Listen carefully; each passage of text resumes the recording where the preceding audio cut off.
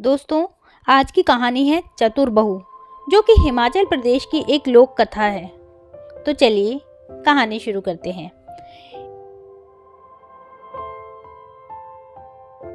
हिमाचल प्रदेश में एक नगर है पालमपुर। बहुत समय पहले की बात है। पालमपुर में एक धनी साहूकार रहता था। उसके 4 बेटे थे। चारों का विवाह हो चुका था। चारों बेटे और तीनों बड़ी बहुएं जो साधारण बुद्धि के थे, लेकिन छोटी बहू दुर्गा बड़ी चतुर और बुद्धिमान थी। साहूकार को अपनी छोटी बहू पर बड़ा भरोसा था। एक बार प्रदेश का राजा साहूकार से किसी बात पर नाराज हो गया। उसने साहूकार व उसके परिवार को देश निकालने की सजा दे दी और आदेश दिया कि देश छोड़ते समय वे अपने घर से कुछ भी लेकर नहीं जा सकते, सिवाय अपने शरीर पर पहने वस्त्र और आभूषण के। साहूकार ऐसी आज्ञा सुनकर बहुत दुखी हुआ, पर राजा की आज्ञा मानने के अलावा उसके पास कोई और चारा भी नहीं था।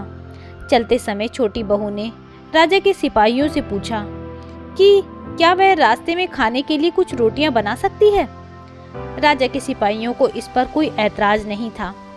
दुर्गा ने जब रोटियों के लिए आटा गूंथा, तब आटे में 4 बहुमूल्य माणिक छिपा दिए।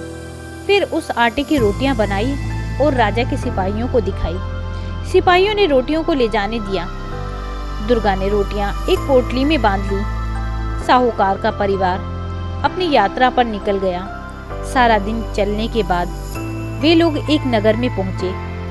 अब तक रात हो गई थी। साहूकार के परिवार ने एक धर्मशाला में डेरा डाला और खा पीकर सो गए। सुबह साहूकार ने कहा, जो कुछ गहने सबके शरीर पर हैं, वह सब दे दो, जिससे उन्हें बेचकर कुछ खाने पीने का सामान और पहनने के लिए कपड़े आदि खरीदे जाएं। पिताजी, आपको गहने बेचने की आवश्यकता नहीं है।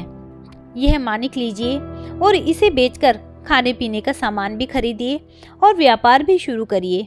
दुर्गा ने एक माणिक साहूकार को देते हुए कहा। साहूकार ने माणिक ले लिया और बाजार की तरफ चल दिया। यह बहुमूल्य माणिक है।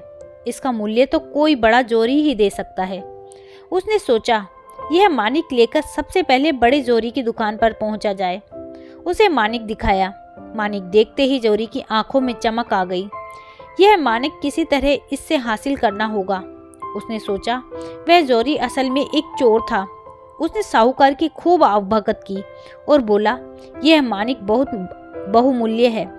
इसके लिए मुझे घर से सोने की मोहरें लानी होंगी। और नौकर को घर भेज दिया मोहरें लाने के लिए। अब वह साहूकार को दूसरे कमरे में ले गया। वहां एक कुर्सी रखी थी।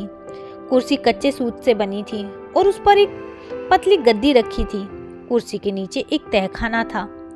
आप जब तक नौकर आता है, इस कुर्सी पर बैठकर आराम कीजिए। मैं आपके लिए शरबत पानी भिजवाता हूँ। जोहरी साहूकार से बोला। साहूकार कुर्सी पर बैठ गया। उसके बोझ से कच्चे सूत के धागे टूट गए और वह तहखाने में गिर गया। जोहरी ने झटपट तहखाने के मुंह पर एक बड़ा पत्थर रख दिया और बाहर निकल आया। माणिक उसने अपनी तिजोरी में रख दिया। उधर धर्मशाला में बैठा साहूकार का परिवार उसकी प्रतीक्षा कर रहा था।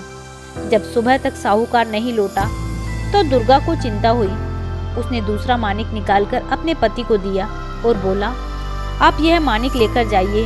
यदि पिताजी से आपकी भेंट हो तो यह माणिक वापस ले आइएगा, वरना इस माणिक को बेचकर खाने पीने का सामान ले लीजिएगा। दुर्गा का पति माणिक लेकर बाजार की तरफ चल दिया। वह भी उसी जोहरी की दुकान पर पहुंचा और उसके साथ भी जोहरी ने वही किया जो उसके पिता के साथ किया। अब बाप बेटे दोनों तहखाने में कैद हो गए। जब दुर्गा का पति भी सुबह तक नहीं लौटा तो दुर्गा को बहुत चिंता हुई। अब मुझे खुद ही पता लगाना होगा कि इस नगर में मेरे ससुर और पति कहाँ खो गए। उसने अपने शरीर पर पहने हुए आभूषण लिए और बाजार की ओर चल दी। वहां पहुंचकर आभूषण बेचकर उसने खाने पीने का सामान और सबके पहनने के लिए कपड़े खरीदे। अपने लिए उसने सिपाही की पोशाक खरीदी। धर्मशाला पहुंचकर उसने खाने पीने का सामान और कपड़े परिवार वालों को दे दिए और यह कहकर कि वह ससुर और पति की खोज में जा रही है, वहां से चल दी। उसने सिपाही का भेष बनाया और सीधे राज दरबार में पहुंची। उसने हाथ जोड़कर राजा से विनती की कि उसे अपने सिपाहियों में रख ले। राजा ने जब उस सुंदर युवक को देखा तो सहर्ष उसे सिपाही की नौकरी दे दी। उसे महल के चारों ओर पहरा देने का काम मिला। कुछ दिनों से महल की पशुशाला में रोज रात को एक राक्षस आकर उत्पात मचाता था। वह रोज एक पशु को मारकर खा जाता था। उसके डर के मारे कोई सिपाही उधर पहरा देने के लिए राजी नहीं होता था। दुर्गा ने राजा से पशुशाला में पहरा देने की आज्ञा मांगी। पहले तो राजा ने इतनी कम उम्र के नौजवान को मौत के मुंह में धकेलने से मना कर दिया, लेकिन दुर्गा की बहुत कहने पर आज्ञा दे दी। जंगल के रास्ते पर एक बहुत बड़ा घना पेड़ था। जब रात हुई तो दुर्गा उस पेड़ पर चढ़कर बैठ गई। उसने छुरी से अपने बाएं हाथ की उंगली में घाव कर दिया, जिससे कि घाव के दर्द से उसे नींद न आए। फिर पेड़ पर बैठकर पहरा देने लगी। आधी रात के बाद उसे जंगल की तरफ से आहट सुनाई दी। उसने देखा कि जंगल से निकलकर एक बड़ा सा भैंसा सींग उठाए महल की चारदीवारी की तरफ दौड़ा चला आ रहा है। वह समझ गई कि यही राक्षस है। जैसे ही वह भैंसा पेड़ के नीचे आया, दुर्गा दोनों हाथ में तलवार लेकर उसके ऊपर कूद गई और तलवार से उसके गर्दन काट गिराई। मरते ही राक्षस अपने असली रूप में आ गया। दूसरे दिन जब राजा को यह समाचार मिला तो वह दुर्गा से बहुत प्रसन्न हुआ। तुमने राक्षस को बड़ी बहादुरी से मारा है, जो चाहे इनाम मांग लो। वह बोला, महाराज, यदि आप प्रसन्न हैं तो मुझे नगर की रक्षा का भार दे दें और मुझे यह स्वतंत्रता दें कि जब चोर को ढूंढूं तो उसे जो चाहे दंड दूं। राजा को इस नौजवान की बहादुरी और समझदारी पर पूरा भरोसा था। उन्होंने दुर्गा को नगर का कोतवाल बना दिया। अब दुर्गा अपने पति और ससुर की खोज में निकली। मेरे ससुर बहुत योग्य व्यापारी थे। वे उस बहुमूल्य मानिक को लेकर जरूर शहर के सबसे बड़े जोरी के पास गए होंगे।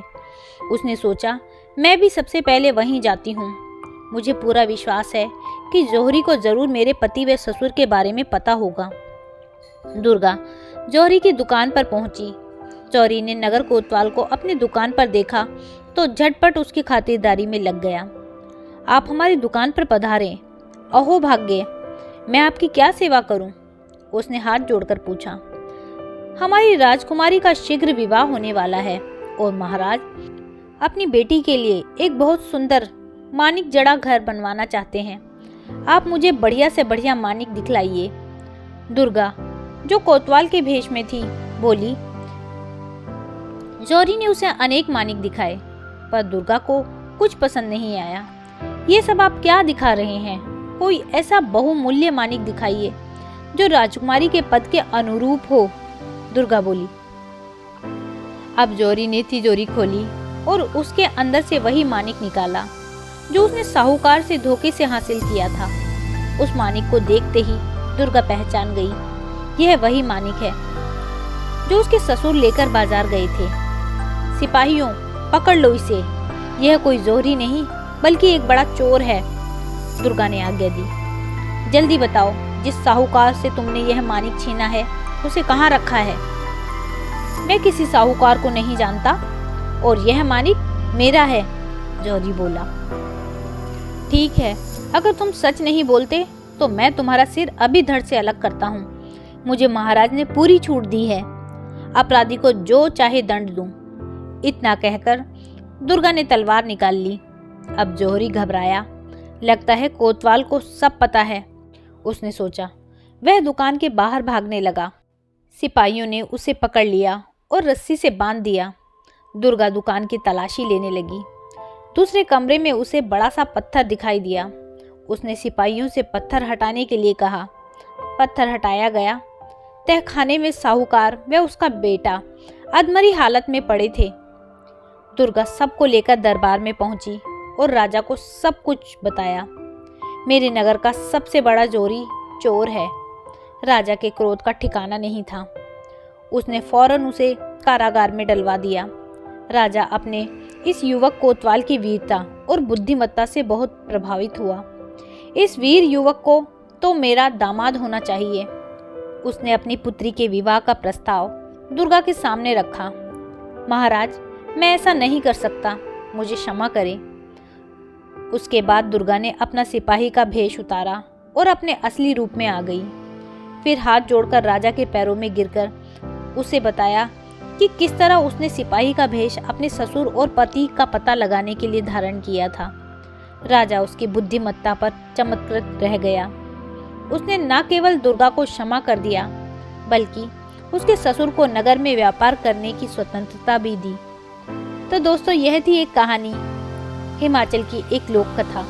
आपको यह कहानी कैसी लगी मुझे कमेंट करके ज़रूर बताइएगा। यदि कहानी अच्छी लगी हो तो कहानी को लाइक कीजिएगा, शेयर कीजिएगा और मेरे चैनल को सब्सक्राइब करना ना भूलिएगा।